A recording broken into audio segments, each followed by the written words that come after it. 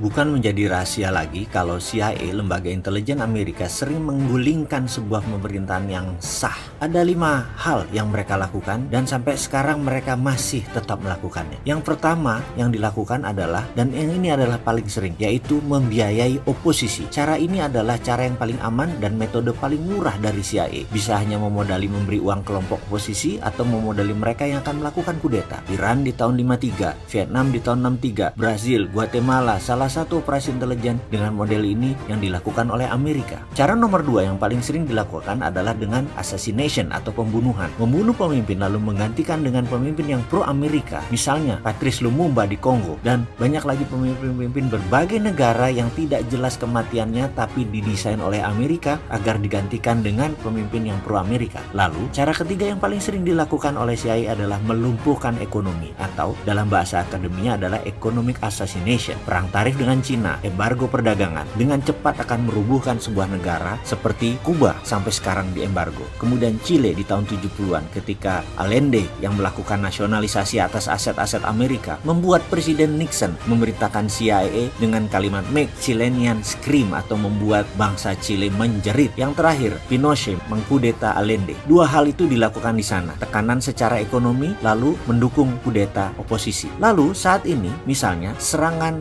mata uang lira di Turki yang menjatuhkan 40% nilai Turki dalam setahun terakhir dan membuat banyak investasi keluar dari Turki. Kemudian juga Venezuela diserang dengan economic hitman sehingga inflasinya lebih dari 1000%. Indonesia di tahun 1997 adalah bagian dari economic assassination untuk merubuhkan rezim Soeharto. Kemudian saat ini yang paling sering dipakai adalah nomor 4, yaitu pengambil alihan kendali atas media. CIA akan membeli koran, membeli TV, membeli radio untuk merubah opini publik dan melakukan kampanye anti penguasa yang anti Amerika. Di Italia, CIA pernah membeli koran Rome Daily American agar Italia tidak jatuh ke tangan komunis. Namun sekarang petinggi CIA pernah berkata lebih gampang membeli wartawan dan redakturnya daripada membeli koran atau media. Karena itu banyak sekali sekarang foreign jurnalis yang dibayar oleh CIA, dan di media warfare ini kuncinya adalah kendali informasi, di mana sekarang meluas ke internet dan medsos dengan analitik strateginya. Terakhir adalah membangun kepanikan atau menciptakan chaos, menciptakan ketegangan sosial. Seringnya ada demo atau street protest, itu adalah bagian menciptakan kekacauan atau chaos. Turun ke jalan berdemo adalah CIA style sekali. Coba lihat, coba ingat-ingat